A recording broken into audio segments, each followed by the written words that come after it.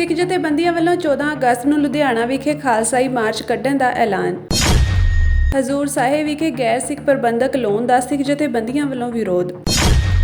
12 ਅਗਸਤ ਨੂੰ ਹੋਵੇਗਾ ਭਾਈ ਅਵਤਾਰ ਸਿੰਘ ਖੰਡਾ ਦਾ ਅੰਤਿਮ ਸੰਸਕਾਰ। ਪੰਜਾਬ ਦੀ ਪ੍ਰਭੂਸ਼ਤਾ ਅਤੇ ਆਜ਼ਾਦੀ ਦੀ ਵਕਾਲਤ ਕਰਨ ਵਾਲੀਆਂ ਦੋ ਪ੍ਰਮੁੱਖ ਸਿੱਖ ਜਥੇਬੰਦੀਆਂ ਸ਼੍ਰੋਮਣੀ ਅਕਾਲੀ ਦਲ ਅਤੇ ਦਲ ਖਾਲਸਾ ਨੇ ਸਾਂਝੇ ਤੌਰ ਤੇ ਫੈਸਲਾ ਕੀਤਾ ਹੈ ਕਿ ਉਹ ਸਿੱਖਾਂ ਤੇ ਭਾਰਤੀ ਨਿਜ਼ਾਮ ਦੇ ਹਮਲਿਆਂ, ਅਨਿਆਂ ਅਤੇ ਜ਼ਿਆਦਤੀਆਂ ਵਿਰੁੱਧ 14 ਅਗਸਤ ਨੂੰ ਲੁਧਿਆਣਾ ਵਿਖੇ ਵਿਸ਼ਾਲ ਪ੍ਰਦਰਸ਼ਨ ਕਰਨਗੇ। ਮੈਂਬਰ ਪਾਰਲੀਮੈਂਟ ਸਿਮਰਨਜੀਤ ਸਿੰਘ ਮਾਨ ਨੇ ਕਿਹਾ ਕਿ ਭਾਰਤ ਦੇ ਆਜ਼ਾਦੀ ਦਿਵਸ ਦੀ ਪੂਰਵ ਸੰਧਿਆ ਤੇ 76 ਸਾਲਾਂ ਦੀ ਭਾਰਤੀ ਨਿਜ਼ਾਮ ਦੀ ਗੁਲਾਮੀ ਅਤੇ ਅਧੀਨਗੀ ਵਿਰੁੱਧ ਅਤੇ ਆਪਣੇ ਸਵੈ ਨਿਰਣੇ ਦੇ ਅਧਿਕਾਰ ਨੂੰ ਹਾਸਲ ਕਰਨ ਲਈ ਦੋਵੇਂ ਪਾਰਟੀਆਂ ਦੇ ਸੈਂਕੜੇ ਕਾਰਕੁਨ ਲੁਧਿਆਣਾ ਦੀਆਂ ਸੜਕਾਂ ਤੇ ਉਤਰਨਗੇ। ਪ੍ਰੈਸ ਕਾਨਫਰੰਸ ਮੌਕੇ ਉਹਨਾਂ ਨਾਲ ਦਲ ਖਾਲਸਾ ਦੇ ਪ੍ਰਧਾਨ ਹਰਪਾਲ ਸਿੰਘ ਚੀਮਾ, ਬੁਲਾਰੇ ਪਰਮਜੀਤ ਸਿੰਘ ਮਾਨ ਅਤੇ ਮਾਨ ਦਲ ਵੱਲੋਂ ਜਨਰਲ ਸਕੱਤਰ ਕੁਲਦੀਪ ਸਿੰਘ ਭਾਗੋਵਾਲ ਅਤੇ ਸਪੈਸ਼ਲ ਸਕੱਤਰ ਗੁਰਜੰਟ ਸਿੰਘ ਕਟੂ ਵੀ ਮੌਜੂਦ ਸਨ।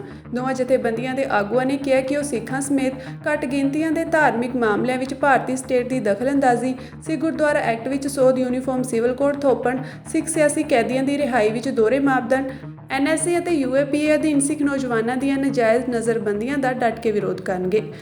ਉਨ੍ਹਾਂ ਅੱਗੇ ਕਿਹਾ ਕਿ ਸਿੱਖਾਂ ਦੀ ਮੌਜੂਦਗੀ ਵਾਲੇ ਦੇਸ਼ਾਂ ਵਿੱਚ ਖਾਲਿਸਤਾਨੀਆਂ ਦੇ ਗੈਰ ਨਿਆਇਕ ਕਤਲ, ਮੋਦੀ ਸਰਕਾਰ ਵੱਲੋਂ ਸੰਘਰਸ਼ਸ਼ੀਲ ਸਿੱਖਾਂ ਅਤੇ ਸਿੱਖ ਫੈਡਰੇਸ਼ਨ UK ਵਰਗੀਆਂ ਸੰਸਥਾਵਾਂ ਦੀ ਆਵਾਜ਼ ਨੂੰ ਦਬਾਉਣ ਲਈ NIA ਦੀ ਦੁਰਵਰਤੋਂ ਅਤੇ ਖਾਲਸਾ ਏਡ ਵਰਗੀਆਂ ਮਾਨਵਤਾਵਾਦੀ ਸਹਾਇਤਾ ਏਜੰਸੀਆਂ ਨੂੰ ਪਰੇਸ਼ਾਨ ਕਰਨਾ ਵੀ ਸਾਡੇ ਪ੍ਰੋਟੈਸਟ ਏਜੰਡੇ ਵਿੱਚ ਸ਼ਾਮਿਲ ਹੈ। ਉਨ੍ਹਾਂ ਦੱਸਿਆ ਕਿ ਇਹ ਰੋਹ ਭਰਪੂਰ ਮਾਰਚ ਗੁਰਦੁਆਰਾ ਦੁੱਖ ਨਿਵਾਰਨ ਤੋਂ ਸ਼ੁਰੂ ਹੋ ਕੇ ਜੇਲ੍ਹ ਰੋਡ ਸਿਵਲ ਹਸਪਤਾਲ ਤੋਂ ਹੁੰਦਾ ਹੋਇਆ ਜਗਰਾਉਂ ਪੁਲ ਤੇ ਸਮਾਪਤ ਹੋਵੇਗਾ। ਲੰਡਨ ਹਾਈ ਕਮਿਸ਼ਨ ਤੇ ਮਾਰਚ ਮਹੀਨੇ ਵਿੱਚ ਹੋਏ ਹਮਲੇ ਦੇ ਸਬੰਧ ਵਿੱਚ ਪੰਜਾਬ ਦੇ ਪਿੰਡਾਂ ਵਿੱਚ NIA ਦੇ ਛਾਪਿਆਂ ਤੇ ਬੋਲਦਿਆਂ ਹਰਪਾਲ ਸਿੰਘ ਨੇ ਕਿਹਾ ਕਿ ਏਜੰਸੀ ਨੇ ਉਨ੍ਹਾਂ ਦੇ ਰਿਸ਼ਤੇਦਾਰਾਂ ਬਾਰੇ ਪੁੱਛਗਿੱਛ ਕਰਨ ਲਈ ਘਰਾਂ ਦੀ ਤਲਾਸ਼ੀ ਲਈ ਹੈ, ਜੋ ਇੰਗਲੈਂਡ ਵਿੱਚ ਲੰਮੇ ਸਮੇਂ ਤੋਂ ਸਿੱਖ ਹਿੱਤਾਂ ਲਈ ਸਰਗਰਮ ਭੂਮਿਕਾ ਨਿਭਾ ਰਹੇ ਹਨ ਅਤੇ ਇੰਗਲੈਂਡ ਅਤੇ ਯੂਰਪੀਅਨ ਸਰਕਾਰਾਂ ਨਾਲ ਕੂਟਨੀਤਿਕ ਪੱਧਰ ਤੇ ਜਮਹੂਰੀ ਤਰੀਕਿਆਂ ਦੇ ਨਾਲ ਸਿੱਖ ਕੇਸ ਰੱਖਦੇ ਆ ਰਹੇ ਹਨ। ਉਨ੍ਹਾਂ ਕਿਹਾ ਕਿ ਭਾਰਤ ਸਰਕਾਰ ਨੂੰ ਆਪਣਾ ਡਰ ਸਤਾ ਰਿਹਾ ਹੈ। ਉਨ੍ਹਾਂ ਦੱਸਿਆ ਕਿ ਇਹਨਾਂ ਵਿੱਚ ਸਿੱਖ ਫੈਡਰੇਸ਼ਨ ਦੇ ਆਗੂਆਂ ਅਮਰੀਕ ਸਿੰਘ ਗਿੱਲ ਅਤੇ ਕੁਲਦੀਪ ਸਿੰਘ ਝੇੜੂ ਦੇ ਜੱਦੀ ਘਰਾਂ ਤੇ ਵੀ ਛਾਪੇਮਾਰੀ ਕੀਤੀ ਗਈ ਅਤੇ ਉਹਨਾਂ ਦੇ ਸਕੇ ਭਰਾਵਾਂ ਤੋਂ ਪੁੱਛਗਿੱਛ ਕੀਤੀ ਗਈ। ਉਨ੍ਹਾਂ ਦੱਸਿਆ ਕਿ ਅਸੀਂ UK ਵਿੱਚ ਇਹਨਾਂ ਆਗੂਆਂ ਨਾਲ ਗੱਲ ਕੀਤੀ ਹੈ ਅਤੇ ਉਹਨਾਂ ਨੇ ਸਪਸ਼ਟ ਤੌਰ ਤੇ ਕਿਹਾ ਹੈ ਕਿ ਨਾ ਤਾਂ ਉਹ ਅਤੇ ਨਾ ਹੀ ਉਹਨਾਂ ਦਾ ਕੋਈ ਪਾਰਟੀ ਮੈਂਬਰ 19ਵੀਂ ਮਾਰਚ ਨੂੰ ਲੰਡਨ ਦੇ ਵਿਰੋਧ ਪ੍ਰਦਰਸ਼ਨ ਵਿੱਚ ਸਰੀਰਕ ਤੌਰ ਤੇ ਮੌਜੂਦ ਸੀ। ਭਾਰਤ ਸਰਕਾਰ ਅਤੇ ਕੌਮੀ ਜਾਂਚ ਏਜੰਸੀ ਵੱਲੋਂ ਦੱਸੇ ਜਾ ਰਹੇ ਸਾਰੇ ਦੋਸ਼ ਝੂਠੇ ਅਤੇ ਬੇਬੁਨਿਆਦ ਹਨ। ਉਨ੍ਹਾਂ ਚੇਤਾਵਨੀ ਦਿੱਤੀ ਕਿ ਸਰਕਾਰ ਅਜਿਹੇ ਘਟੀਆ ਤਰੀਕੇ ਵਰਤ ਕੇ ਨਾ ਤਾਂ ਉਹਨਾਂ ਦੇ ਇਰਾਦਿਆਂ ਨੂੰ ਤੋੜ ਸਕੇਗੀ ਅਤੇ ਨਾ ਹੀ ਉਹਨਾਂ ਨੂੰ ਚੁੱਪ ਕਰਾ ਸਕੇਗੀ। ਸਗੋਂ ਇਸ ਦੇ ਉਲਟ ਉਹਨਾਂ ਅੰਦਰ ਭਾਰਤ ਸਰਕਾਰ ਦੇ ਮਨਸੂਬਿਆਂ ਵਿਰੁੱਧ ਲੜਨ ਅਤੇ ਖੜਨ ਦੀ ਵਚਨਬੱਧਤਾ ਵਧੇਰੇ ਮਜ਼ਬੂਤ ਹੋਵੇਗੀ। ਪਰਮਜੀਤ ਸਿੰਘ ਮਾਨ ਨੇ ਕਿਹਾ ਕਿ ਆਸਟ੍ਰੇਲੀਆ, ਲੰਡਨ ਅਤੇ ਸੈਨ ਫਰਾਂਸਿਸਕੋ ਦੂਤਾਵਾਸਾਂ ਦੇ ਬਾਹਰ ਹੋਈ ਹਿੰਸਾ ਹਜੇ ਸ਼ੱਕ ਦੇ ਘੇਰੇ ਵਿੱਚ ਹੈ ਅਤੇ ਜਦੋਂ ਤੱਕ ਉੱਥੋਂ ਦੀਆਂ ਸਰਕਾਰਾਂ ਨਿਰਪੱਖ ਜਾਂਚ ਕਰਕੇ ਦੁੱਧ ਦਾ ਦੁੱਧ ਅਤੇ ਪਾਣੀ ਦਾ ਪਾਣੀ ਨਹੀਂ ਕਰ, ਸਾਨੂੰ ਭਾਰਤ ਦੀ ਜਾਂਚ ਤੇ ਕੋਈ ਇਤਬਾਰ ਨਹੀਂ। ਉਨ੍ਹਾਂ ਕਿਹਾ ਕਿ ਭਾਰਤ ਸਰਕਾਰ ਦਾ ਜ਼ੋਰ ਲੱਗਿਆ ਹੋਇਆ ਹੈ ਕਿ ਉਹ ਅੰਤਰਰਾਸ਼ਟਰੀ ਭਾਈਚਾਰੇ ਅੱਗੇ ਕਿਸੇ ਤਰੀਕੇ ਖਾਲਿਸਤਾਨੀ ਸੰਘਰਸ਼ ਨੂੰ ਹਿੰਸਕ ਅਤੇ ਕਾਨੂੰਨ ਵਿਵਸਥਾ ਦੇ ਮੁੱਦੇ ਵਜੋਂ ਪੇਸ਼ ਕਰ ਸਕੇ। ਵੱਖ-ਵੱਖ ਦੇਸ਼ਾਂ ਵਿੱਚ ਖਾਲਿਸਤਾਨੀਆਂ ਦੇ ਕਤਲਾਂ ਤੇ ਸੰਸਦ ਮੈਂਬਰ ਸਿਮਰਨਜੀਤ ਸਿੰਘ ਮਾਨ ਨੇ ਭਾਰਤ ਦੀਆਂ ਗੁਪਤ ਏਜੰਸੀਆਂ ਦੀ ਭੂਮਿਕਾ ਤੇ ਸ਼ੱਕ ਕੀਤਾ ਅਤੇ ਕਿਹਾ ਕਿ ਜੇਕਰ ਭਾਰਤੀ ਸੁਰੱਖਿਆ ਏਜੰਸੀਆਂ ਨੇ ਸਿੱਖਾਂ ਨੂੰ ਗੈਰ ਨਿਆਇਕ ਤਰੀਕੇ ਨਾਲ ਖਤਮ ਕਰਨ ਦੇ ਇਸ ਰੁਝਾਨ ਨੂੰ ਬੰਦ ਨਾ ਕੀਤਾ ਤਾਂ ਜਵਾਬੀ ਕਾਰਵਾਈ ਵੀ ਹੋ ਸਕਦੀ ਹੈ। 31 ਜੁਲਾਈ ਨੂੰ NIA ਨੇ ਸਾਡੇ ਸਿੱਖਾਂ ਦੇ ਘਰਾਂ ਦੇ ਵਿੱਚ ਰੇਡ ਮਾਰੀ ਪੰਜਾਬ ਦੇ ਵਿੱਚ, ਤੇ ਸਰਸਾ ਜਿਹੜਾ ਹਿੰਦੂਤਵਾ ਸੂਬਾ ਪਰ ਜਿੱਥੇ ਜਿੱਥੇ ਸਿੱਖ ਰਹਿੰਦੇ ਸੀਗੇ ਸਰਸੇ ਦੇ ਵਿੱਚ, ਉੱਥੇ ਵੀ ਰੇਡਾਂ ਮਾਰੀਆਂ। ਮੇਰਾ ਕਹਿਣ ਦਾ ਮਤਲਬ ਹੈ ਕਿ ਵਾਕਿਆ ਹੁੰਦਾ ਲੰਡਨ ਦੇ ਵਿੱਚ ਤੇ ਵੈਰ ਕੱਢਿਆ ਜਾਂਦਾ ਸਿੱਖਾਂ ਦੇ ਉੱਤੇ, ਜੋ ਬਹੁਤ ਇੱਕ ਜ਼ਬਰ ਦੀ ਗੱਲ ਹੈ ਕਿ ਹਰਿਆਣੇ ਦੇ ਵਿੱਚ ਜੋ ਕੁਛ ਹੋਇਆ ਉੱਥੇ ਹਿੰਦੂਤਵਾ ਦੀਆਂ ਪਾਰਟੀਆਂ ਨੇ, ਵਿਸ਼ਵ ਹਿੰਦੂ ਪਰਿਸ਼ਦ ਨੇ, ਬਜਰੰਗ ਦਲ ਨੇ, ਸ਼ਿਵ ਸੈਨਾ ਨੇ, ਗਊ ਸੇਵਕਾਂ ਨੇ, ਜੋ ਘੱਟ ਗਿਣਤੀਆਂ ਦੇ ਹਲਕਿਆਂ ਦੇ ਵਿੱਚ ਜਲੂਸ ਕੱਢੇ ਹੈ, ਖੂਨ ਖਰਾਬਾ ਹੋਇਆ, ਇੱਕ ਇਮਾਮ ਮੁਸਲਮਾਨਾਂ ਦਾ ਮਾਰਿਆ ਗਿਆ, ਮਸਜਿਦ ਜਲਾਈ ਗਈ ਹੈ। ਮੇਰਾ ਕਹਿਣ ਦਾ ਮਤਲਬ ਹੈ ਕਿ ਜਦੋਂ IB ਹੈ, ਰॉ ਹੈ, CID ਹੈ, ਤੇ ਹਰਿਆਣੇ ਨੂੰ ਪਹਿਲਾਂ ਕਿਉਂ ਨਹੀਂ ਖਬਰ ਹੋਈ ਕਿ ਇਸ ਤਰ੍ਹਾਂ ਦਾ ਕੰਮ ਹੋਣਾ ਹੈ ਤੇ ਅਸੀਂ ਇਹੋ ਜਿਹਾ ਕੰਮ ਨਾ ਕਰੀਏ। ਹੁਣ ਉਸ ਤੋਂ ਬਾਅਦ ਜਿਹੜੇ ਰੋਹਿੰਗੇ ਬਰਮਾ ਤੋਂ ਆਏ ਸੀਗੇ ਪੋਲੀਟੀਕਲ ਅਸਾਈਲਮ ਮੰਗਣ ਦੇ ਲਈ। ਉਹਨਾਂ ਦੇ ਹਰਿਆਣੇ ਦੇ ਵਿੱਚ ਸਾਰੇ ਘਰ ਢਾਏ ਗਏ ਹੈ ਬੁਲਡੋਜ਼ਰਾਂ ਨਾਲ। ਜਿਹੜੇ ਈਸਾਈ ਹੈ ਉਹ ਵੀ ਨਹੀਂ ਟਿਕੇ ਹੋਏ। ਮਣੀਪੁਰ ਦੇ ਵਿੱਚ ਉਹਨਾਂ ਦੇ ਗਿਰਜੇ ਘਰ ਸਾਰੇ ਜਲਾ ਦਿੱਤੇ ਹੈਗੇ ਆ। ਫਿਰ ਮੈਜੋਰਟੇਰੀਅਨਸ ਨੇ, ਵੱਧ ਗਿਣਤੀ ਨੇ, ਕੱਲ੍ਹ ਇੱਕ ਆਰਸਨਲ ਜਿੱਥੇ ਇਹ ਬੰਦੂਕਾਂ, ਗੋਲੀਆਂ, ਗ੍ਰਨੇਡਸ ਰੱਖੇ ਜਾਂਦੇ ਹੈ, ਉਹਦੇ ਉੱਤੇ ਹਮਲਾ ਕਰਕੇ ਲੁੱਟ ਲਏ ਹੈ। ਬਾਹਰ ਵਿਦੇਸ਼ਾਂ ਦੇ ਵਿੱਚ ਜਿਹੜੀ ਇੱਕ ਜਥੇਬੰਦੀ ਆ ਅਮਰੀਕ ਸਿੰਘ ਗਿੱਲ, ਜਿਨ੍ਹਾਂ ਦੇ ਪ੍ਰਧਾਨ ਨੇ ਸਿੱਖ ਯੂਥ ਫੈਡਰੇਸ਼ਨ, ਉਹਨਾਂ ਦੇ ਜਨਰਲ ਸੈਕਟਰੀ ਨੇ ਚੇਹੜੂ ਸਾਹਿਬ, ਇਹਨਾਂ ਦੋਨਾਂ ਦੇ ਘਰਾਂ ਦੇ ਵਿੱਚ ਉੱਥੇ ਵੀ ਛਾਪੇ ਮਾਰੇ ਗਏ ਔਰ ਇੱਥੇ ਵੀ ਛਾਪੇ ਮਾਰੇ ਗਏ। ਇੱਥੇ ਉਹਨਾਂ ਦੇ ਭਰਾਵਾਂ ਤੋਂ ਬੁਰੇ ਤਰੀਕੇ ਦੇ ਨਾਲ ਪੁੱਛਗਿੱਛ ਕੀਤੀ ਗਈ।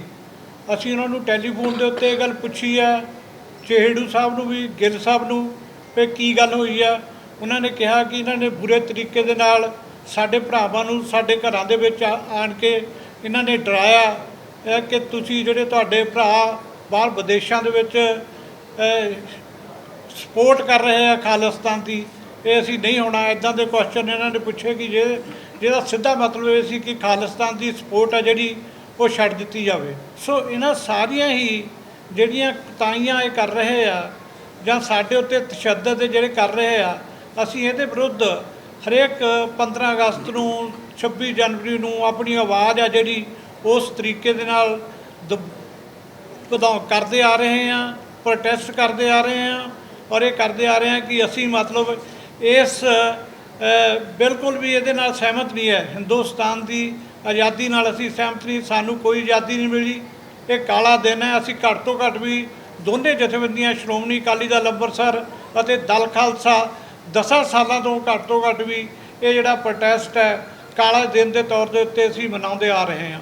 ਔਰ ਐਤਕੀ ਵੀ ਆ ਜਿੰਨੇ ਮਾਨ ਸਾਹਿਬ ਨੇ ਤੁਹਾਨੂੰ ਦੱਸੇ ਨੇ, ਜਿੰਨੇ ਇਹਨਾਂ ਨੇ ਤਸ਼ੱਦਦ ਸਾਡੇ 'ਤੇ ਜਿਸ ਤਰੀਕੇ ਦੇ ਨਾਲ ਕਰ ਰਹੇ ਨੇ, ਉਹਨਾਂ ਸਾਰਿਆਂ ਦੇ ਵਿਰੋਧ ਅਸੀਂ 14 ਤਰੀਕ ਨੂੰ ਦੂਖ ਨਿਵਾਰਨ ਸਾਹਿਬ ਗੁਰਦੁਆਰੇ ਤੋਂ ਸ਼ਾਮ ਦੇ 3 ਵਜੇ ਅਸੀਂ ਉੱਥੋਂ ਆਪਣਾ ਮਾਰਚ ਹੈ ਜਿਹੜਾ ਉਹ ਰੱਖਿਆ ਲੁਧਿਆਣੇ ਸਿਟੀ ਦੇ ਵਿੱਚੋਂ।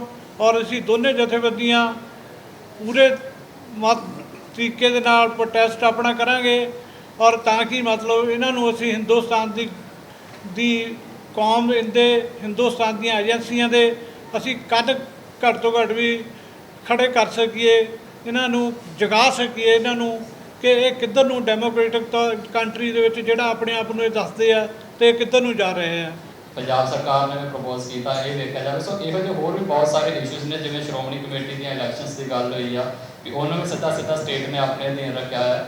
ਸੋ ਉਹ ਇੱਕ ਅਹਿਮ ਇਸ਼ੂ ਸਾਡਾ ਹੋਏਗਾ, ਜਿਹੜੀ ਸਟੇਟ ਦੀ ਦਖਲਅੰਦਾਜ਼ੀ ਹੈ ਧਾਰਮਿਕ ਮਸਲਿਆਂ ਦੇ ਸਾਡੇ, ਉਹਦੇ ਵਿਰੋਧ ਦੇ ਵਿੱਚ ਕੀਤਾ ਜਾਵੇਗਾ। ਇਸ ਤੋਂ ਇਲਾਵਾ ਜਿਹੜੇ ਕਾਲੇ ਕਾਨੂੰਨ, ਚਾਹੇ UAPA ਚਾਹੇ NSA ਲਾ ਕੇ ਪੰਜਾਬ ਦੇ ਨੌਜਵਾਨਾਂ ਨੂੰ ਪਿਛਲੇ ਤਕਰੀਬਨ 4 ਮਹੀਨਿਆਂ ਤੋਂ ਪੂਰੇ ਭਾਰਤ ਦੀਆਂ ਅਲੱਗ-ਅਲੱਗ ਜੇਲ੍ਹਾਂ ਦੇ ਵਿੱਚ ਡੱਕਿਆ ਹੋਇਆ ਹੈ, ਉਹਨਾਂ ਦੀ ਖੱਜਲ ਖੁਆਰੀ ਕੀਤੀ ਜਾ ਰਹੀ ਆ, ਉਹਦੇ ਵਿਰੋਧ ਦੇ ਵਿੱਚ ਕੀਤਾ ਜਾਏਗਾ। ਔਰ ਜਿਵੇਂ ਬੰਦੀ ਸਿੰਘਾਂ ਦੀ ਗੱਲ ਹੋਈ ਆ ਕਿ ਬਾਕੀ ਦੇਖੋ ਪੋਲੀਟੀਕਲ ਪ੍ਰਿਜ਼ਨਰਸ ਜਿਹੜੇ ਨੇ ਉਹ ਜਿਹੜੀਆਂ ਕੌਮਾਂ ਲੜਦੀਆਂ ਉਹਨਾਂ ਦੇ ਬਣਦੇ ਨੇ, ਅਸੀਂ ਗੱਲ ਮੰਨਦੇ ਹਾਂ, ਬਟ ਉਹਨਾਂ ਨੂੰ ਪੋਲੀਟੀਕਲ ਪ੍ਰਿਜ਼ਨਰਸ ਨੂੰ ਜਿਸ ਤਰੀਕੇ ਦੇ ਨਾਲ ਇੰਡੀਆ ਟ੍ਰੀਟ ਕਰਦਾ ਆ, ਉਹ ਆਪਣੇ ਹੀ ਲਾਅਸ ਨੂੰ ਵਾਇਲੇਟ ਕਰਦਾ ਹੈ। ਜਿਹੜੇ ਉਹਦੇ ਆਪਣੇ ਕਾਨੂੰਨ ਨੇ ਉਹਨਾਂ ਦੇ ਮੁਤਾਬਕ ਹੀ ਜਦੋਂ ਉਹ ਉਹਨਾਂ ਦੀਆਂ ਸਜ਼ਾਵਾਂ ਪੂਰੀਆਂ ਚੁੱਕੀਆਂ ਨੇ, ਉਹਦੇ ਬਾਵਜੂਦ ਵੀ ਉਹਨਾਂ ਨੂੰ ਜੇਲ੍ਹਾਂ 'ਚ ਰੱਖਿਆ ਹੈ। ਔਰ ਈਵਨ ਜਿਹੜਾ ਆਪਣਾ ਨਰਿੰਦਰ ਮੋਦੀ ਦਾ 2019 ਦਾ ਨੋਟੀਫਿਕੇਸ਼ਨ ਆ, ਉਹਦੀ ਵੀ ਵਾਇਲੇਸ਼ਨ ਇਹਨਾਂ ਨੇ ਲਗਾਤਾਰ ਜਿਹੜੀ ਆ ਉਹ ਕੰਟੀਨਿਊ ਰੱਖੀ ਹੋਈ ਆ। ਹੋਮ ਮਿਨਿਸਟਰੀ ਜਿਹੜੀ ਆ ਉਹ ਉਹਨਾਂ ਦੀ ਰਿਹਾਈ ਤੋਂ ਲਗਾਤਾਰ ਮੁਨਕਰ ਹੋ ਰਹੀ। ਸੋ ਉਹਨਾਂ ਦਾ ਇਸ਼ੂ ਵੀ ਜਿਹੜਾ ਇਹਦੇ ਵਿੱਚ ਲਿਆ ਜਾਏਗਾ।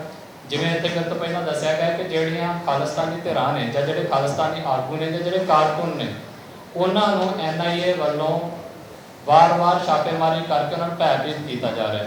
ਔਰ ਕੱਲਾ ਉਹਨਾਂ ਤੱਕ ਹੀ ਸੀਮਤ ਨਹੀਂ ਰਹੇ, ਜਿਵੇਂ ਭਾਈ ਅਮਰੀਕ ਸਿੰਘ ਗਿੱਲ ਔਰ ਕੁਲਦੀਪ ਸਿੰਘ ਚਹੇੜੂ ਜਿਹੜੇ ਕਿ UK ਦੇ ਵਿੱਚ ਬੈਠੇ ਨੇ, ਉਹਨਾਂ ਨੂੰ ਜਿਹੜਾ UK ਐਮਬੈਸੀ ਦੇ ਬਾਹਰ ਜਿਹੜਾ ਪ੍ਰੋਟੈਸਟ ਹੋਇਆ ਸੀ, ਉਹਦੇ ਵਿੱਚ ਜੋੜ ਕੇ ਉਹਨਾਂ ਦਾ ਨਾਮ ਔਰ ਉਹਨਾਂ ਦੇ ਪਰਿਵਾਰ ਜਿਹੜੇ ਪੰਜਾਬ 'ਚ ਬੈਠੇ ਨੇ, ਉਹਨਾਂ ਦੇ ਘਰਾਂ ਦੇ ਵਿੱਚ ਛਾਪੇਮਾਰੀ ਕੀਤੀ ਗਈ। ਔਰ ਕੱਲੀ ਗੱਲ ਛਾਪੇਮਾਰੀ ਤੇ ਨਹੀਂ ਰਹਿੰਦੀ, ਇਹ ਇੰਡੀਅਨ ਸਟੇਟ ਇਸ ਤੋਂ ਵੀ ਅੱਗੇ ਜਾਂਦੀ ਹੈ। ਉਹ ਕਿਤੇ ਜਾਂਦੀ ਹੈ ਕਿ ਜੇ ਉਹ ਘਰਾਂ ਦੇ ਵਿੱਚ ਆ ਕੇ ਪੁੱਛ ਪੜਤਾਲ ਕਰਦੇ ਨੇ, ਜਦੋਂ ਨਹੀਂ ਕੁਝ ਨਿਕਲਦਾ, ਉਹਦੇ ਬਾਵਜੂਦ ਪਰਿਵਾਰਾਂ ਦੇ ਮੋਬਾਈਲ ਫੋਨ ਲੈ ਜਾਂਦੇ ਨੇ ਔਰ ਉਹਨਾਂ ਨੂੰ ਕਹਿੰਦੇ ਨੇ ਤੁਸੀਂ ਦਿੱਲੀ ਆਓ।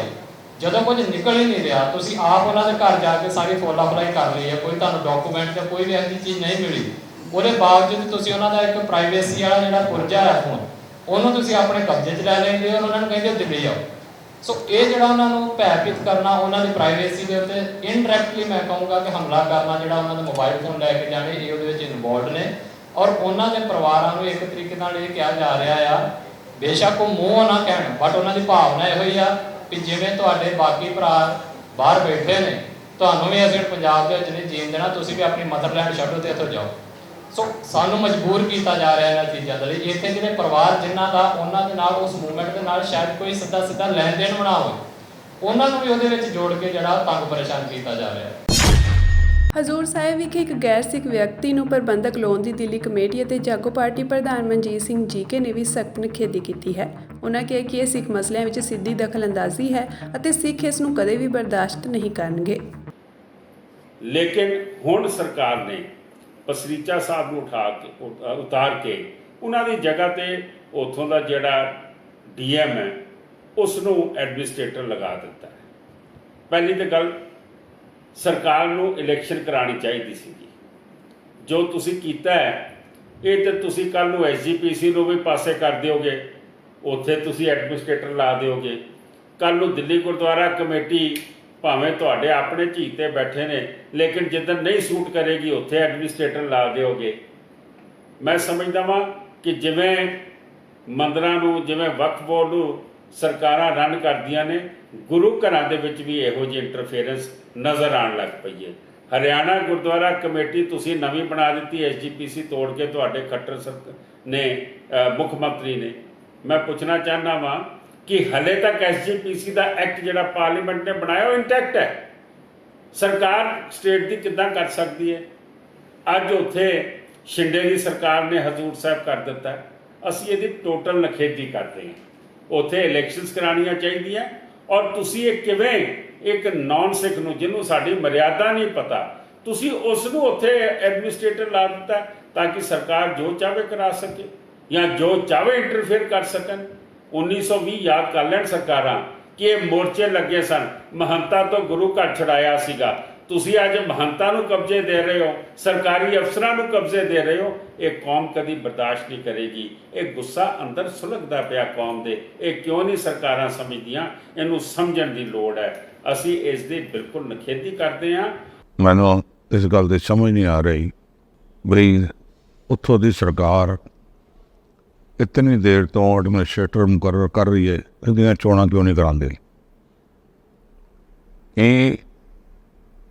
ਇਹ ਫੈਸਲਾ ਕਰ ਲਿਆ ਹੈਗਾ ਹਿੰਦੁਸਤਾਨ ਦੀ ਸਟੇਟ ਨੇ, ਹਿੰਦੁਸਤਾਨ ਦੀਆਂ ਸਰਕਾਰਾਂ ਨੇ ਕਿ ਜਿਤਨੇ ਵੀ ਸਾਡੀਆਂ ਵੱਡੀਆਂ ਸੰਸਥਾਵਾਂ ਹਨ, ਅਦਾਰੇ ਹਨ, ਹਜ਼ੂਰ ਸਾਹਿਬ, ਪਟਨਾ ਸਾਹਿਬ, ਦਿੱਲੀ, ਇਹਨਾਂ ਦੇ ਉੱਤੇ ਸਰਕਾਰੀ ਬੰਦਿਆਂ ਦਾ ਕਬਜ਼ਾ ਕਰਾਤਾ ਜਾਵੇ। ऋषि साहब खुद एक बहुत काबिल पुलिस कमिश्नर रहे, अफसर रहे, और 2005 तो लैके 10 तक ये प्रधान भी रहे हजूर साहब कमेटी दे। इन्हां दे होने जिहड़े कम होए वो लामिसाल कम। तो ये जे अफसर नूं पहले तो तुसीं प्रधानगी तो लाया, तो उस तो बाद तुसीं उसनूं एडमिनिस्ट्रेटर लाया, जिसने दोबारा जिहड़ी डिफसिट जा रही थी कमेटी उसनूं दोबारा सरपलस बनाया।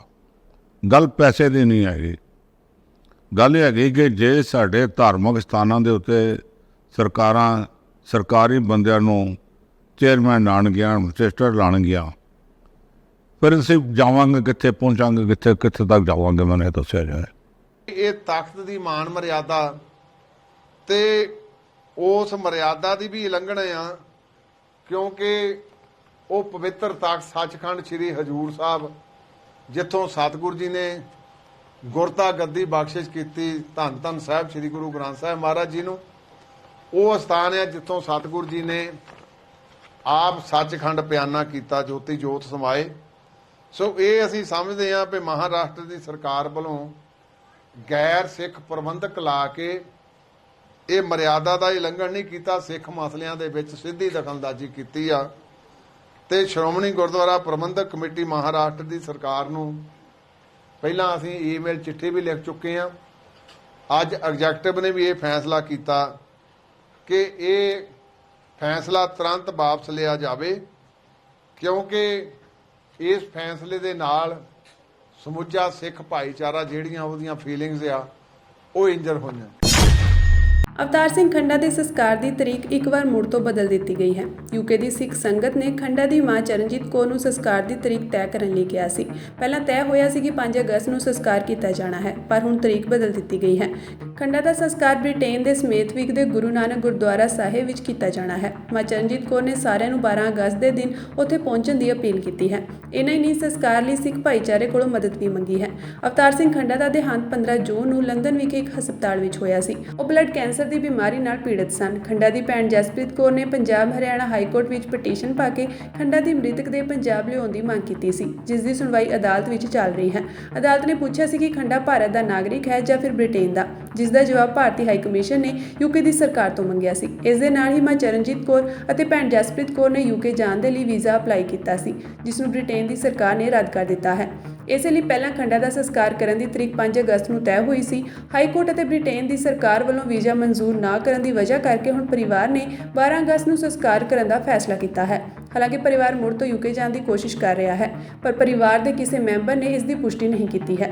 ਵੀਜ਼ਾ ਰੱਦ ਹੋਣ ਤੋਂ ਬਾਅਦ ਸ਼੍ਰੀ ਅਕਾਲ ਤਖਤ ਦੇ ਜਥੇਦਾਰ ਗਿਆਨੀ ਰਘਬੀਰ ਸਿੰਘ, ਦਮਦਮਾ ਸਾਹਿਬ ਦੇ ਜਥੇਦਾਰ ਗਿਆਨੀ ਹਰਪ੍ਰੀਤ ਸਿੰਘ ਨੇ ਇਸ ਨੂੰ ਮਨੁੱਖੀ ਅਧਿਕਾਰਾਂ ਦੀ ਉਲੰਘਣਾ ਦੱਸਿਆ ਹੈ। ਉਹਨਾਂ ਨੇ ਕਿਹਾ ਸੀ ਕਿ ਅੰਤਿਮ ਸੰਸਕਾਰ ਵਿੱਚ ਪਰਿਵਾਰ ਨੂੰ ਸ਼ਾਮਿਲ ਹੋਣ ਦਾ ਹੱਕ ਦਿੱਤਾ ਜਾਣਾ ਚਾਹੀਦਾ ਹੈ। SGPC ਨੇ ਵੀ ਯੂਕੇ ਦੀ ਸਰਕਾਰ ਦੇ ਇਸ ਫੈਸਲੇ ਦੀ ਨਿੰਦਾ ਕੀਤੀ ਸੀ ਅਤੇ ਵੀਜ਼ਾ ਦੇਣ ਦੀ ਮੰਗ ਵੀ ਕੀਤੀ। ਹਾਈ ਕੋਰਟ ਨੇ ਭੈਣ ਜਸਪ੍ਰੀਤ ਕੌਰ ਵੱਲੋਂ ਦਾਖਲ ਕੀਤੀ ਗਈ ਪਟੀਸ਼ਨ ਦੀ ਸੁਣਵਾਈ ਦੌਰਾਨ ਕੇਂਦਰ ਸਰਕਾਰ ਨੂੰ ਨੋਟਿਸ ਜਾਰੀ ਕੀਤਾ ਸੀ, ਜਿਸ ਦਾ ਜਵਾਬ ਦਿੰਦੇ ਹੋਏ ਕੇਂਦਰ ਸਰਕਾਰ ਨੇ ਸਾਫ਼ ਕਿਹਾ ਹੈ ਕਿ ਖੰਡਾ ਨੂੰ ਲੈ ਕੇ ਅਜਿਹਾ ਕੋਈ ਸਬੂਤ ਨਹੀਂ ਹੈ ਜਿਸ ਤੋਂ ਸਾਬਿਤ ਹੋ ਸਕੇ ਕਿ ਉਹ ਭਾਰਤੀ ਨਾਗਰਿਕ ਹੈ, ਜਦਕਿ ਖੰਡਾ ਦੀ ਸਾਰੀ ਪੜ੍ਹਾਈ ਭਾਰਤ ਵਿੱਚ ਹੋਈ ਹੈ। ਇਸ ਤੋਂ ਬਾਅਦ ਕੋਰਟ ਨੇ ਪਰਿਵਾਰ ਨੂੰ ਖੰਡਾ ਦੀ ਨਾਗਰਿਕਤਾ ਸਾਬਿਤ ਕਰਨ ਲਈ ਕਿਹਾ ਸੀ। ਅਵਤਾਰ ਸਿੰਘ ਖੰਡਾ ਨੂੰ ਅੰਮ੍ਰਿਤਪਾਲ ਸਿੰਘ ਦਾ ਨਜ਼ਦੀਕੀ ਦੱਸਿਆ ਜਾਂਦਾ ਹੈ। ਖੰਡਾ ਦੇ ਦੇਹਾਂਤ ਦੀ ਜਾਣਕਾਰੀ ਮਿਲਣ ਤੋਂ ਬਾਅਦ ਅੰਮ੍ਰਿਤਪਾਲ ਸਿੰਘ ਦੀ ਪਤਨੀ ਕਿਰਨਦੀਪ ਕੌਰ ਯੂਕੇ ਜਾਣਾ ਚਾਹੁੰਦੀ ਸੀ। ਉਹ 2 ਵਾਰ ਯੂਕੇ ਜਾਣ ਦੇ ਲਈ ਏਅਰਪੋਰਟ ਪਹੁੰਚੀ, ਪਰ ਹਰ ਵਾਰ ਉਹਨਾਂ ਨੂੰ ਵਾਪਸ ਭੇਜ ਦਿੱਤਾ ਗਿਆ। ਉਹਨਾਂ ਨੇ ਦੱਸਿਆ ਸੀ ਕਿ ਉਹ ਖੰਡਾ ਦੇ ਸੰਸਕਾਰ ਵਿੱਚ ਸ਼ਾਮਿਲ ਹੋਣ ਜਾਣਾ ਚਾਹੁੰਦੇ ਹਨ।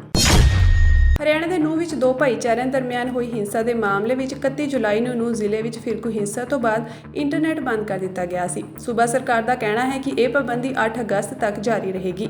ਜਾਣਕਾਰੀ ਮੁਤਾਬਕ ਨੂੰਹ ਜ਼ਿਲ੍ਹੇ 'ਚ ਸੋਮਵਾਰ ਨੂੰ ਹੋਈ ਹਿੰਸਾ ਤੋਂ ਬਾਅਦ ਪ੍ਰਸ਼ਾਸਨ ਸਥਿਤੀ ਨੂੰ ਆਮ ਬਣਾਉਣ ਦੀ ਲਗਾਤਾਰ ਕੋਸ਼ਿਸ਼ ਕਰ ਰਿਹਾ ਹੈ। ਸੋਸ਼ਲ ਮੀਡੀਆ ਰਾਹੀਂ ਮਾਹੌਲ ਖਰਾਬ ਕਰਨ ਵਾਲਿਆਂ ਖਿਲਾਫ ਪੁਲਿਸ ਕਾਰਵਾਈ ਕਰ ਰਹੀ ਹੈ। ਇਸੇ ਲਈ ਕਿਸੇ ਵੀ ਤਰ੍ਹਾਂ ਦੀ ਅਫਵਾਹ ਨੂੰ ਰੋਕਣ ਲਈ ਹਿੰਸਾ ਮਗਰੋਂ ਇੰਟਰਨੈਟ ਬੰਦ ਕਰ ਦਿੱਤਾ ਗਿਆ ਹੈ। ਪ੍ਰਸ਼ਾਸਨ ਨੇ ਪਹਿਲਾਂ 5 ਅਗਸਤ ਤੱਕ ਇੰਟਰਨੈਟ ਬੰਦ ਕਰਨ ਦਾ ਐਲਾਨ ਕੀਤਾ ਸੀ, ਪਰ ਹੁਣ ਇਸ ਮਿਆਦ ਨੂੰ 8 ਅਗਸਤ ਤੱਕ ਵਧਾ ਦਿੱਤਾ ਗਿਆ ਹੈ। ਇਸ ਦੇ ਨਾਲ ਹੀ ਪੁਲਿਸ ਨੂੰ ਹਿੰਸਾ ਦੇ ਦੋਸ਼ੀਆਂ ਨੂੰ ਫੜਨ ਲਈ ਲਗਾਤਾਰ ਕੋਸ਼ਿਸ਼ਾਂ ਕਰ ਰਹੀ ਹੈ। ਹਰਿਆਣਾ ਦੇ ਨਾਲ ਵਗਦੇ ਰਾਜਸਥਾਨ ਦੇ ਇਲਾਕਿਆਂ ਵਿੱਚ ਹਰਿਆਣਾ ਪੁਲਿਸ ਦੀ ਛਾਪੇਮਾਰੀ ਜਾਰੀ ਹੈ। ਪਾਕਿਸਤਾਨ ਦੇ ਸਾਬਕਾ ਪ੍ਰਧਾਨ ਮੰਤਰੀ ਇਮਰਾਨ ਖਾਨ ਨੂੰ ਪਾਕਿਸਤਾਨ ਦੀ ਅਦਾਲਤ ਵੱਲੋਂ ਤੋਸ਼ਾਖਾਨਾ ਮਾਮਲੇ 'ਚ 3 ਸਾਲ ਦੀ ਸਜ਼ਾ ਸੁਣਾਈ ਗਈ ਹੈ ਅਤੇ ਨਾਲ ਹੀ 1 ਲੱਖ ਰੁਪਏ ਦਾ ਜੁਰਮਾਨਾ ਵੀ ਲਾਇਆ ਗਿਆ ਹੈ। ਸਜ਼ਾ ਸੁਣਾਈ ਜਾਣ ਤੋਂ ਬਾਅਦ ਇਮਰਾਨ ਖਾਨ ਨੂੰ ਪੁਲਿਸ ਨੇ ਅਦਾਲਤ ਵਿੱਚ ਹੀ ਗ੍ਰਿਫਤਾਰ ਕਰ ਲਿਆ ਹੈ। ਜੁਰਮਾਨਾ ਅਦਾ ਨਾ ਕਰਨ ਤੇ ਉਸ ਨੂੰ 6 ਮਹੀਨੇ ਹੋਰ ਜੇਲ੍ਹ ਵਿੱਚ ਰਹਿਣਾ ਪਵੇਗਾ। ਅਦਾਲਤ ਨੇ ਇਹ ਵੀ ਕਿਹਾ ਕਿ ਇਮਰਾਨ ਖਾਨ ਨੇ ਜਾਣਬੁੱਝ ਕੇ ਫਰਜ਼ੀ ਜਾਣਕਾਰੀ ਦਿੱਤੀ। ਦੱਸਿਆ ਜਾ ਰਿਹਾ ਹੈ ਕਿ 3 ਸਾਲ ਦੀ ਸਜ਼ਾ ਮਿਲਣ ਤੋਂ ਬਾਅਦ ਇਮਰਾਨ ਖਾਨ ਅਗਲੇ 5 ਸਾਲਾਂ ਤੱਕ ਚੋਣਾਂ ਨਹੀਂ ਲੜ ਸਕਣਗੇ। ਜਾਣਕਾਰੀ ਮੁਤਾਬਕ ਇਸਲਾਮਾਬਾਦ ਦੀ ਹੇਠਲੀ ਅਦਾਲਤ ਨੇ ਸ਼ਨੀਵਾਰ ਨੂੰ ਤੋਸ਼ਾਖਾਨਾ ਮਾਮਲੇ ਵਿੱਚ ਪਾਕਿਸਤਾਨ ਤਹਿਰੀਕ-ਏ-ਇਨਸਾਫ ਪਾਰਟੀ ਦੇ ਮੁਖੀ ਇਮਰਾਨ ਤੇ ਲਗਾਏ ਗਏ ਦੋਸ਼ਾਂ ਨੂੰ ਸੱਚ ਪਾਇਆ। ਇਸ ਤਰ੍ਹਾਂ ਅਦਾਲਤ ਨੇ ਇਮਰਾਨ ਨੂੰ 3 ਸਾਲ ਦੀ ਸਜ਼ਾ ਸੁਣਾਈ ਹੈ। ਇਸ ਦੇ ਨਾਲ ਹੀ ਇਮਰਾਨ ਖਾਨ ਅਗਲੇ 5 ਸਾਲਾਂ ਲਈ ਚੋਣਾਂ ਲੜਨ ਤੋਂ ਅਯੋਗ ਹੋ ਗਏ ਹਨ। ਪਾਕਿਸਤਾਨ ਤਹਿਰੀਕ-ਏ-ਇਨਸਾਫ ਪਾਰਟੀ ਨੇ ਪੁਸ਼ਟੀ ਕੀਤੀ ਹੈ ਕਿ ਇਮਰਾਨ ਖਾਨ ਨੂੰ ਕੋਟ ਲਖਪਤ ਜੇਲ੍ਹ ਲਿਜਾਇਆ ਜਾ ਰਿਹਾ ਹੈ। ਇਸ ਮਾਮਲੇ 'ਚ ਇਮਰਾਨ ਖਾਨ ਤੇ ਦੋਸ਼ ਸੀ ਕਿ ਉਹਨਾਂ ਨੇ ਸੱਤਾ 'ਚ ਰਹਿੰਦੇ ਸਰਕਾਰੀ ਸਟੋਰਾਂ ਤੇ ਲਈ ਮਹਿੰਗੇ ਤੋਹਫੇ ਵੇਚ ਕੇ ਮੁਨਾਫਾ ਕਮਾਇਆ। ਇਹ ਮਾਮਲਾ ਪਾਕਿਸਤਾਨ ਦੇ ਚੋਣ ਕਮਿਸ਼ਨ ਦੀ ਸ਼ਿਕਾਇਤ ਤੇ ਪਿਛਲੇ ਸਾਲ ਦਾਇਰ ਕੀਤਾ ਗਿਆ ਸੀ। ਤੋਸ਼ਾਖਾਨਾ ਕੈਬਨਿਟ ਡਿਵੀਜ਼ਨ ਦੇ ਅਧੀਨ ਇੱਕ ਵਿਭਾਗ ਹੈ ਜਿੱਥੇ ਸ਼ਾਸਕਾਂ ਅਤੇ ਸਰਕਾਰੀ ਅਧਿਕਾਰੀਆਂ ਨੂੰ ਸਰਕਾਰ ਦੇ ਹੋਰ ਮੁਖੀਆਂ ਅਤੇ ਵਿਦੇਸ਼ੀ ਪਤਵੰਤਿਆਂ ਵੱਲੋਂ ਦਿੱਤੇ ਗਏ ਤੋਹਫੇ ਰੱਖੇ ਜਾਂਦੇ ਹਨ। ਇਮਰਾਨ ਖਾਨ ਨੇ ਤੋਸ਼ਾਖਾਨਾ ਤੋਂ ਮੰਗੀ ਘੜੀ ਸਮੇਤ ਕੁਝ ਤੋਹਫੇ ਖਰੀਦੇ ਅਤੇ ਮੁਨਾਫਾ ਕਮਾਉਣ ਲਈ ਵੇਚ ਦਿੱਤੇ ਸੀ। ਇਸ ਤੋਂ ਪਹਿਲਾਂ ਵੀ ਇਮਰਾਨ ਖਾਨ ਨੂੰ 9 ਮਈ ਨੂੰ ਇਸ ਮਾਮਲੇ 'ਚ ਗ੍ਰਿਫਤਾਰ ਕੀਤਾ ਗਿਆ ਸੀ। ਇਮਰਾਨ ਖਾਨ ਦੀ ਗ੍ਰਿਫਤਾਰੀ ਦੇ ਵਿਰੋਧ ਵਿੱਚ ਪਾਕਿਸਤਾਨ 'ਚ ਕਾਫੀ ਹਿੰਸਾ ਹੋਈ ਸੀ ਅਤੇ ਮਹੱਤਵਪੂਰਨ ਫੌਜੀ ਟਿਕਾਣਿਆਂ ਤੇ ਵੀ ਹਮਲੇ ਹੋਏ ਸਨ। ਇਸ ਤੋਂ ਬਾਅਦ ਅਗਲੇ ਦਿਨ ਇਮਰਾਨ ਖਾਨ ਨੂੰ ਰਿਹਾ ਕਰ ਦਿੱਤਾ ਗਿਆ ਅਤੇ ਹਿੰਸਾ ਨੂੰ ਲੈ ਕੇ ਹਜ਼ਾਰਾਂ PTI ਵਰਕਰਾਂ ਨੂੰ ਗ੍ਰਿਫਤਾਰ ਕਰ ਲਿਆ ਗਿਆ ਸੀ। ਸ਼੍ਰੋਮਣੀ ਗੁਰਦੁਆਰਾ ਪ੍ਰਬੰਧਕ ਕਮੇਟੀ ਦੇ ਪ੍ਰਧਾਨ ਐਡਵੋਕੇਟ ਹਰਜਿੰਦਰ ਸਿੰਘ ਧਾਮੀ ਨੇ ਪ੍ਰੈਸ ਕਾਨਫਰੰਸ ਕਰਕੇ ਕੁਝ ਅਹਿਮ ਮੁੱਦਿਆਂ ਉੱਤੇ ਗੱਲ ਕੀਤੀ। ਜਗਦੀਸ਼ ਟਾਈਟਲਰ ਮਾਮਲੇ ਵਿੱਚ ਧਾਮੀ ਨੇ ਐਲਾਨ ਕੀਤਾ ਹੈ ਕਿ ਇਸ ਕੇਸ ਦੀ ਮੁੱਖ ਗਵਾਹ ਲਖਵਿੰਦਰ ਕੌਰ ਨੂੰ ਅਸੀਂ ਇਨਸੈਂਟਿਵ ਵੀ ਦੇਵਾਂਗੇ ਅਤੇ ਉਸ ਦੇ ਕੇਸ ਦੀ ਪੈਰਵਾਈ ਸ਼੍ਰੋਮਣੀ ਕਮੇਟੀ ਹਾਈ ਕੋਰਟ ਵਿੱਚ ਕਰੇਗੀ। ਸ਼੍ਰੀ ਹਜ਼ੂਰ ਸਾਹਿਬ ਵਿਖੇ ਵਾਪਰੀ ਤਾਜ਼ਾ ਘਟਨਾ ਬਾਰੇ ਬੋਲਦਿਆਂ ਧਾਮੀ ਨੇ ਕਿਹਾ ਕਿ ਇੱਕ ਗੈਰ ਸਿੱਖ ਨੂੰ ਉੱਥੋਂ ਦਾ ਪ੍ਰਬੰਧਕ ਲਾਉਣਾ ਮੰਦਭਾਗਾ ਹੈ। ਮਹਾਰਾਸ਼ਟਰ ਸਰਕਾਰ ਨੇ ਸਿੱਖ ਮਸਲਿਆਂ ਵਿੱਚ ਸਿੱਧੀ ਦਖਲਅੰਦਾਜ਼ੀ ਕੀਤੀ ਹੈ, ਇਸ ਲਈ ਅਸੀਂ ਉੱਥੋਂ ਦੀ ਸਰਕਾਰ ਨੂੰ ਫੈਸਲਾ ਤੁਰੰਤ ਵਾਪਸ ਲੈਣ ਲਈ ਕਿਹਾ ਹੈ। ਧਾਮੀ ਨੇ ਕਿਹਾ ਕਿ ਘੱਟ ਗਿਣਤੀ ਕਮਿਸ਼ਨ ਦੇ ਚੇਅਰਮੈਨ ਇਕਬਾਲ ਸਿੰਘ ਲਾਲਪੁਰਾ ਉੱਤੇ ਸ਼ਾਇਦ ਕੰਮ ਹੀ ਇੰਨਾ ਜ਼ਿਆਦਾ ਹੈ ਕਿ ਉਹ ਬੋਲ ਨਹੀਂ ਸਕੇ ਜਿੱਥੇ ਉਹਨਾਂ ਨੂੰ ਬੋਲਣਾ ਚਾਹੀਦਾ ਸੀ। ਮਣੀਪੁਰ ਜੰਮੂ ਕਸ਼ਮੀਰ ਵਿੱਚ ਘੱਟ ਗਿਣਤੀਆਂ ਦੇ ਨਾਲ ਧੱਕਾ ਹੋਇਆ ਹੈ, ਪਰ ਉੱਥੇ ਕੋਈ ਸਾਰ ਨਹੀਂ ਲਈ। ਧਾਮੀ ਨੇ ਲਾਲਪੁਰਾ ਨੂੰ ਲੈ ਕੇ ਬੀਜੇਪੀ ਨੂੰ ਵੀ ਨਸੀਹਤ ਦਿੱਤੀ ਕਿ ਇਹ ਮਨੁੱਖ ਸਿੱਖਾਂ ਨੂੰ ਤੁਹਾਡੇ ਤੋਂ ਬਹੁਤ ਦੂਰ ਕਰ ਰਿਹਾ ਹੈ। ਪ੍ਰਧਾਨ ਮੰਤਰੀ ਨੂੰ ਵੀ ਇਸ ਮਨੁੱਖ ਬਾਰੇ ਸੋਚਣਾ ਚਾਹੀਦਾ ਹੈ। ਧਾਮੀ ਨੇ ਸਾਰਿਆਂ ਨੂੰ ਤਾੜਨਾ ਭਰੇ ਲਹਿਜੇ ਵਿੱਚ ਪੁੱਛੇ ਕਿ ਅੱਜ ਹਰ ਕੋਈ ਸ਼੍ਰੋਮਣੀ ਗੁਰਦੁਆਰਾ ਪ੍ਰਬੰਧਕ ਕਮੇਟੀ ਦੇ ਦੁਆਲੇ ਕਿਉਂ ਹੋਏ ਪਏ ਹਨ। ਧਾਮੀ ਨੇ ਕਿਹਾ ਕਿ ਜੇ ਸਾਡਾ ਕੋਈ ਮੁਲਾਜ਼ਮ ਠੱਗੀ ਠੋਰੀ ਕਰਦਾ ਹੈ ਤਾਂ ਉਸ ਦੇ ਖਿਲਾਫ ਕਾਰਵਾਈ ਕੀਤੀ ਜਾਂਦੀ ਹੈ, ਚਾਹੇ ਤੁਸੀਂ ਇਸ ਦੀ ਪੜਤਾਲ ਕਢਵਾ ਕੇ ਵੇਖ ਸਕਦੇ ਹੋ। ਧਾਮੀ ਨੇ ਕਿਹਾ ਕਿ ਜਿੰਨਾ ਸੰਘਰਸ਼ ਮੈਂ ਕੀਤਾ ਹੈ ਉਹ ਮੇਰੇ ਉੱਤੇ ਦੋਸ਼ ਲਾਉਣ ਤੋਂ ਪਹਿਲਾਂ ਪੜ੍ਹ ਲਿਓ। ਐਸਜੀਪੀਸੀ ਨੂੰ ਅੱਜ ਬਹੁਤ ਜ਼ਿਆਦਾ ਬਦਨਾਮ ਕਰਨ ਦੀ ਕੋਸ਼ਿਸ਼ ਕੀਤੀ ਜਾ ਰਹੀ ਹੈ। ਦਿੱਲੀ ਦੇ ਵਿੱਚ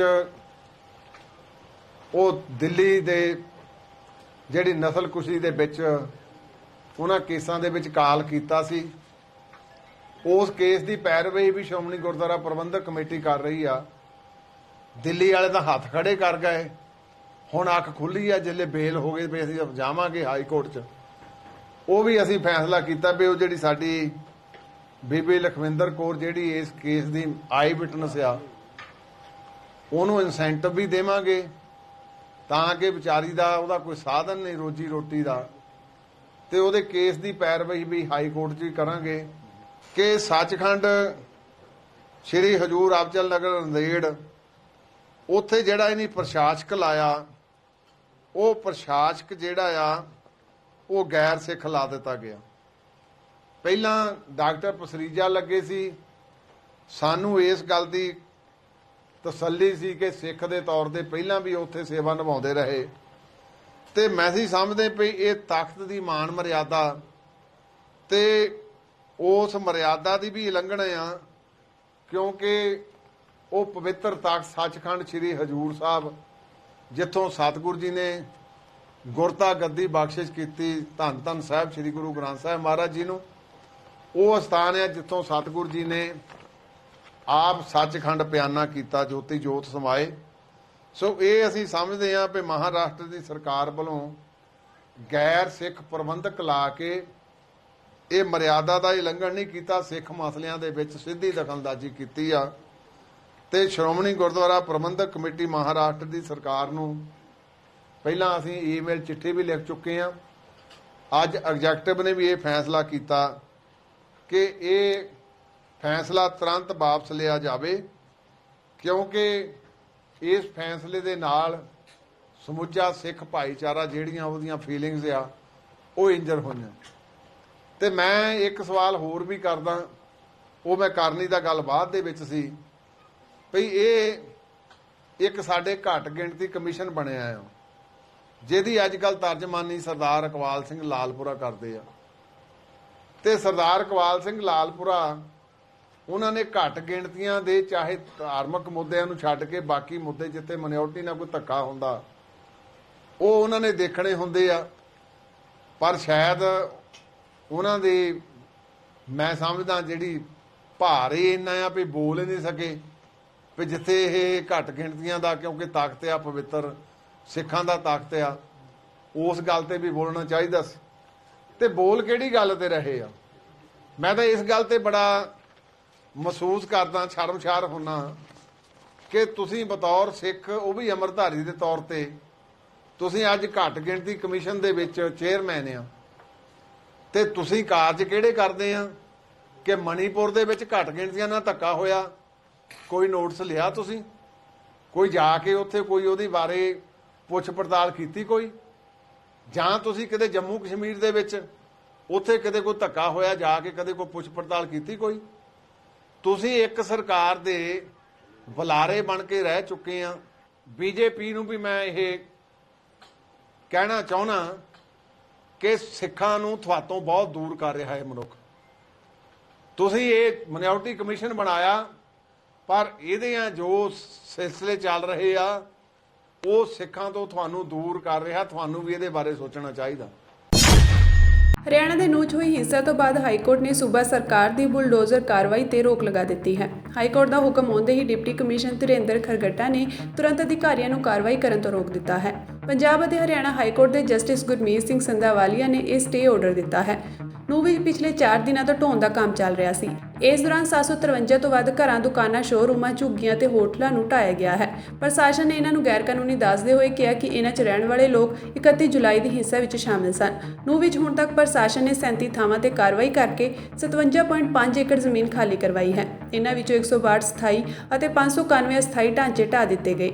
ਨੂੰਹ ਕਸਬੇ ਤੋਂ ਇਲਾਵਾ ਪੁਨਹਾਣਾ, ਨਗੀਨਾ, ਫਿਰੋਜ਼ਪੁਰ, ਝਿਰਕਾ ਅਤੇ ਪਿੰਗਣਵਾ ਆਦਿ ਇਲਾਕਿਆਂ ਵਿੱਚ ਵੀ ਕਬਜ਼ੇ ਹਟਾਏ ਗਏ। ਕੱਲ੍ਹ ਪ੍ਰਸ਼ਾਸਨ ਨੇ 3 ਮੰਜ਼ਲਾ ਸਹਾਰਾ ਹੋਟਲ ਨੂੰ ਵੀ ਢਾਹ ਦਿੱਤਾ ਸੀ, ਜਿੱਥੋਂ ਹਿੰਸਾ ਵਾਲੇ ਦਿਨ ਪਥਰਾਅ ਕੀਤਾ ਗਿਆ ਸੀ। ਪ੍ਰਸ਼ਾਸਨ ਦਾ ਕਹਿਣਾ ਹੈ ਕਿ ਹੋਟਲ ਮਾਲਕ ਨੂੰ ਸਭ ਕੁਝ ਪਤਾ ਸੀ, ਪਰ ਉਸਨੇ ਦੰਗਾਕਾਰੀਆਂ ਨੂੰ ਪੱਥਰ ਇਕੱਠੇ ਕਰਨ ਤੋਂ ਨਹੀਂ ਰੋਕਿਆ। ਦੱਸ ਦਈਏ ਕਿ ਗੁਰੂਗ੍ਰਾਮ 'ਚ ਐਤਵਾਰ ਰਾਤ ਨੂੰ ਅਣਪਛਾਤੇ ਲੋਕਾਂ ਨੇ ਇੱਕ ਧਾਰਮਿਕ ਸਥਾਨ ਨੂੰ ਅੱਗ ਲਗਾ ਦਿੱਤੀ। ਸੋਮਵਾਰ ਨੂੰ ਸਵੇਰੇ ਇਸ ਬਾਰੇ ਪਤਾ ਲੱਗਿਆ। ਧਾਰਮਿਕ ਸਥਾਨ ਦੇ ਸੇਵਾਦਾਰ ਘਸੀਤਾ ਰਾਮ ਨੇ ਦੱਸਿਆ ਕਿ ਅਸੀਂ ਐਤਵਾਰ ਰਾਤ 8:30 ਵਜੇ ਪਿੰਡ ਖੰਡਸਾ ਸਥਿਤ ਇਸ ਸਥਾਨ ਤੋਂ ਘਰ ਵਾਪਸ ਆਏ। ਕਰੀਬ 1:30 ਵਜੇ ਉਸ ਨੂੰ ਫੋਨ ਕਰਕੇ ਅੱਗ ਲੱਗਣ ਦੀ ਸੂਚਨਾ ਦਿੱਤੀ ਗਈ। ਘਸੀਤਾ ਰਾਮ ਨੇ ਉੱਥੇ ਪਹੁੰਚ ਕੇ ਲੋਕਾਂ ਦੀ ਮਦਦ ਨਾਲ ਅੱਗ ਬੁਝਾਈ। ਸੈਕਟਰ 37 ਦੀ ਪੁਲਿਸ ਨੇ ਕੇਸ ਦਰਜ ਕਰ ਲਿਆ ਹੈ। ਘਸੀਤਾ ਰਾਮ ਨੇ ਦੱਸਿਆ ਕਿ ਧਾਰਮਿਕ ਸਥਾਨ ਦੇ ਅੰਦਰ ਪਿਆ ਪ੍ਰਸ਼ਾਦ ਸਮੇਤ ਸਾਰਾ ਸਮਾਨ ਸੜ ਗਿਆ। ਉਹਨਾਂ ਨੂੰ ਪਤਾ ਲੱਗਿਆ ਹੈ ਕਿ ਵਾਰਦਾਤ 5-6 ਨੌਜਵਾਨਾਂ ਵੱਲੋਂ ਕੀਤੀ ਗਈ ਹੈ। ਘਸੀਤਾ ਰਾਮ ਨੇ ਇਹ ਵੀ ਸਵਾਲ ਉਠਾਇਆ ਕਿ ਗੁਰੂਗ੍ਰਾਮ ਵਿੱਚ ਧਾਰਾ 144 ਲਾਗੂ ਹੈ। ਇਸ ਦੇ ਬਾਵਜੂਦ ਅਜਿਹੀਆਂ ਘਟਨਾਵਾਂ ਵਾਪਰੀਆਂ। ਇਸ ਨਾਲ ਫਿਰਕੂ ਸਦਭਾਵਨਾ ਭੰਗ ਹੋ ਸਕਦੀ ਹੈ। ਪ੍ਰਸ਼ਾਸਨ ਨੂੰ ਸਖਤ ਹੋਣਾ ਚਾਹੀਦਾ ਹੈ। ਸ਼੍ਰੋਮਣੀ ਅਕਾਲੀ ਦਲ ਦੇ ਪ੍ਰਧਾਨ ਸੁਖਬੀਰ ਸਿੰਘ ਬਾਦਲ ਨੇ ਅੱਜ ਬੰਦੀ ਸਿੰਘ ਭਾਈ ਗੁਰਦੀਪ ਸਿੰਘ ਖੇੜਾ ਜੀ ਨਾਲ ਹਸਪਤਾਲ ਪਹੁੰਚ ਕੇ ਮੁਲਾਕਾਤ ਕੀਤੀ। ਸੁਖਬੀਰ ਬਾਦਲ ਨੇ ਬੰਦੀ ਸਿੰਘ ਭਾਈ ਗੁਰਦੀਪ ਸਿੰਘ ਖੇੜਾ ਦਾ ਹਾਲ-ਚਾਲ ਜਾਣਿਆ। ਸੁਖਬੀਰ ਬਾਦਲ ਨੇ ਮਹਾਰਾਸ਼ਟਰ ਸਰਕਾਰ ਨੂੰ ਅਪੀਲ ਕੀਤੀ ਕਿ ਸ੍ਰੀ ਹਜ਼ੂਰ ਸਾਹਿਬ ਵਿਖੇ ਗੈਰ ਸਿੱਖ ਨੂੰ ਪ੍ਰਬੰਧਕ ਲਾਉਣ ਦੇ ਫੈਸਲੇ ਨੂੰ ਤੁਰੰਤ ਵਾਪਸ ਲਿਆ ਜਾਵੇ। ਇਸ ਦੀ ਜਾਣਕਾਰੀ ਸੁਖਬੀਰ ਬਾਦਲ ਨੇ ਆਪਣੇ ਫੇਸਬੁੱਕ ਪੇਜ ਤੇ ਇੱਕ ਪੋਸਟ ਸਾਂਝੀ ਕਰਦਿਆਂ ਦਿੱਤੀ ਹੈ। ਭਾਈ ਗੁਰਦੀਪ ਸਿੰਘ ਖੇੜਾ ਨਾਲ ਮੁਲਾਕਾਤ ਮਗਰੋਂ ਸੁਖਬੀਰ ਬਾਦਲ ਨੇ ਕਿਹਾ ਕਿ ਇਹਨਾਂ ਨੂੰ ਜੇਲ੍ਹ ਦੀ ਸਜ਼ਾ ਭੁਗਤਦੇ ਹੋਏ 34 ਸਾਲ ਹੋ ਗਏ ਹਨ, ਪਰ ਅਜੇ ਤੱਕ ਇਹਨਾਂ ਨੂੰ ਸਰਕਾਰ ਵੱਲੋਂ ਰਿਹਾ ਨਹੀਂ ਕੀਤਾ ਜਾ ਰਿਹਾ। ਉਹਨਾਂ ਕਿਹਾ ਕਿ ਭਾਈ ਗੁਰਦੀਪ ਸਿੰਘ ਹੋਰਾਂ ਨੂੰ ਪੰਜਾਬ ਦੀ ਜੇਲ੍ਹ ਵਿੱਚ ਸ਼ਿਫਟ ਕਰਵਾਇਆ, ਪਰ ਸਰਕਾਰਾਂ ਇਹਨਾਂ ਨੂੰ ਰਿਹਾ ਨਹੀਂ ਕਰ ਰਹੀਆਂ ਹਨ। ਬੰਦੀ ਸਿੰਘ ਭਾਈ ਗੁਰਦੀਪ ਸਿੰਘ ਖੇੜਾ ਨੇ ਕਿਹਾ ਕਿ ਪਰਸੋਂ ਰਾਤ ਅਚਾਨਕ ਦਿਲ ਵਿੱਚ ਦਰਦ ਹੋਣ ਕਰਕੇ ਇੱਥੇ ਭਰਤੀ ਹੋਏ ਸੀ। ਸੁਖਬੀਰ ਬਾਦਲ ਹਾਲ-ਚਾਲ ਪੁੱਛਣ ਪਹੁੰਚੇ। ਉਹਨਾਂ ਨੇ ਮੁਸ਼ਕਲਾਂ ਬਾਰੇ ਜਾਣਿਆ। ਉਹਨਾਂ ਕਿਹਾ ਕਿ ਇੱਥੇ ਇਲਾਜ ਠੀਕ ਹੋ ਰਿਹਾ ਹੈ। ਕਾਨੂੰਨ ਮੁਤਾਬਕ ਆਪਣੀ ਬਣਦੀ ਸਜ਼ਾ ਪੂਰੀ ਕਰਨ ਦੇ ਬਾਵਜੂਦ ਭਾਈ ਸਾਹਿਬ 33 ਸਾਲਾਂ ਤੋਂ ਜੇਲ੍ਹ ਵਿੱਚ ਬੰਦ ਹਨ, ਪਰ ਦਿਲ ਦੀ ਤਕਲੀਫ ਹੋਣ ਕਰਕੇ ਪਿਛਲੇ ਕੁਝ ਸਮੇਂ ਤੋਂ ਜੇਲ੍ਹ ਪ੍ਰਸ਼ਾਸਨ ਵੱਲੋਂ ਉਹਨਾਂ ਨੂੰ ਹਸਪਤਾਲ ਵਿੱਚ ਦਾਖਲ ਕਰਵਾਇਆ ਗਿਆ ਹੈ। ਦੱਸ ਦਈਏ ਕਿ 2015 ਵਿੱਚ ਸ਼੍ਰੋਮਣੀ ਅਕਾਲੀ ਦਲ ਦੀ ਸਰਕਾਰ ਸਮੇਂ ਸਰਦਾਰ ਪ੍ਰਕਾਸ਼ ਸਿੰਘ ਬਾਦਲ ਜੀ ਨੇ ਨਿੱਜੀ ਤੌਰ ਤੇ ਯਤਨ ਕਰਕੇ ਭਾਈ ਸਾਹਿਬ ਨੂੰ ਕਰਨਾਟਕਾ ਦੀ ਗੁਲਬਰਗਾ ਜੇਲ੍ਹ ਵਿੱਚੋਂ ਪੰਜਾਬ ਵਿੱਚ ਲਿਆਂਦਾ ਸੀ। ਉਹਨਾਂ ਕਿਹਾ ਕਿ ਸਰਕਾਰੀ ਹਸਪਤਾਲ ਦੇ ਜਨਰਲ ਵਾਰਡ ਵਿੱਚ ਦਾਖਲ ਭਾਈ ਸਾਹਿਬ ਨੂੰ ਚੜ੍ਹਦੀ ਕਲਾ ਵਿੱਚ ਦੇਖ ਕੇ ਖੁਸ਼ੀ ਹੋਈ, ਪਰ ਗੱਲਬਾਤ ਦੌਰਾਨ ਪਤਾ ਲੱਗਿਆ ਕਿ ਹਸਪਤਾਲ ਦੇ ਮੌਜੂਦਾ ਵਾਰਡ ਵਿੱਚ ਉਹਨਾਂ ਨੂੰ ਕੁਝ ਦਿੱਕਤਾਂ ਦਾ ਸਾਹਮਣਾ ਕਰਨਾ ਪੈ ਰਿਹਾ ਹੈ, ਜਿਸ ਕਰਕੇ ਹਸਪਤਾਲ ਪ੍ਰਸ਼ਾਸਨ ਨੂੰ ਗੁਰਦੀਪ ਸਿੰਘ ਖੇੜਾ ਨੂੰ ਕਿਸੇ ਹੋਰ ਵਾਰਡ ਵਿੱਚ ਤਬਦੀਲ ਕਰਨ ਲਈ ਕਿਹਾ ਗਿਆ ਹੈ। ਬਾਦਲ ਨੇ ਕਿਹਾ ਕਿ ਸ਼੍ਰੋਮਣੀ ਅਕਾਲੀ ਦਲ ਹਮੇਸ਼ਾ ਬੰਦੀ ਸਿੰਘਾਂ ਅਤੇ ਉਹਨਾਂ ਦੇ ਪਰਿਵਾਰਾਂ ਨਾਲ ਚਟਾਨ ਵਾਂਗ ਖੜਾ ਹੈ। ਸੂਬਾ ਤੇ ਕੇਂਦਰ ਸਰਕਾਰਾਂ ਨੂੰ ਮੇਰੀ ਬੇਨਤੀ ਹੈ ਕਿ ਸਜ਼ਾਵਾਂ ਪੂਰੀਆਂ ਕਰ ਚੁੱਕੇ ਸਭ ਬੰਦੀ ਸਿੰਘਾਂ ਨੂੰ ਤੁਰੰਤ ਰਿਹਾ ਕਰਕੇ ਉਹਨਾਂ ਨਾਲ ਇਨਸਾਫ ਕੀਤਾ ਜਾਵੇ। ਅੱਜ ਬੀਜੇਪੀ ਦੀ ਸਰਕਾਰ ਮਹਾਰਾਸ਼ਟਰ 'ਚ ਹੈ। ਪਹਿਲੀ ਵਾਰ ਹੋਇਆ ਕਿ ਸਾਡੇ ਤਖਤ ਸਾਹਿਬ ਤੇ ਇੱਕ ਗੈਰ ਸਿੱਖ ਨੂੰ ਇੱਕ ਹੈੱਡ ਬਣਾਇਆ ਗਿਆ ਹੈ। ਦੇਖੋ ਬਹੁਤ ਮਾੜੀ ਗੱਲ ਕੀਤੀ ਗਈ ਹੈ। ਘੱਟ ਤੋਂ ਘੱਟ ਕੋਈ ਆਰਡੀਨਰੀ ਸੰਸਥਾ ਨਹੀਂ ਹੈ। ਅੱਜ ਸਿੱਖ ਕੌਮ ਦਾ ਇੱਕ ਤਖਤ ਹੈ, ਹਜ਼ੂਰ ਸਾਹਿਬ ਤਖਤ ਆਪਣਾ, ਤੇ ਉੱਥੇ ਗੈਰ ਸਿੱਖ ਨੂੰ ਬਣਾਉਣਾ ਤਾਂ ਸਾਰਾ ਮਿਲਣਾ, ਸਾਰੀਆਂ ਹੀ ਕਾਨੂੰਨ ਸਾਰੀਆਂ ਚੀਜ਼ਾਂ ਦੀ ਧੱਜੀ ਉਡਾਉਣਾ ਹੈ। ਇਸ ਕਰਕੇ ਮੈਂ ਇਮੀਡੀਏਟਲੀ ਮੁੱਖ ਮੰਤਰੀ ਮਹਾਰਾਸ਼ਟਰ ਨੂੰ ਬੇਨਤੀ ਕਰਦਾ ਕਿ ਇਮੀਡੀਏਟਲੀ ਉਹ ਆਰਡਰ ਵਿਡਰਾ ਕਰਕੇ ਜੇ ਕਿਸੇ ਨੂੰ ਲਾਉਣਾ ਵੀ ਹੈ, ਕੋਈ ਸਿੱਖ, ਇੰਨੇ ਹਜ਼ਾਰਾਂ ਸਿੱਖ, ਲੱਖਾਂ ਸਿੱਖ ਮਹਾਰਾਸ਼ਟਰ ਰਹਿੰਦੇ ਹੈ, ਜਾਂ SGPC ਦੇ ਸਾਡੇ ਉੱਥੇ ਨੁਮਾਇੰਦੇ ਹੈਗੇ, ਉਹਨਾਂ ਨੂੰ ਜ਼ਿੰਮੇਵਾਰੀ ਦਿੱਤੀ ਜਾਏ, ਕਿਉਂਕਿ ਸਿੱਖ ਧਰਮ ਦਾ ਸਭ ਤੋਂ ਵੱਡੀ ਸੰਸਥਾ ਹੈ ਜਿੱਥੇ ਉਹਨਾਂ ਨੇ ਗੈਰ ਸਿੱਖ ਲਾਇਆ।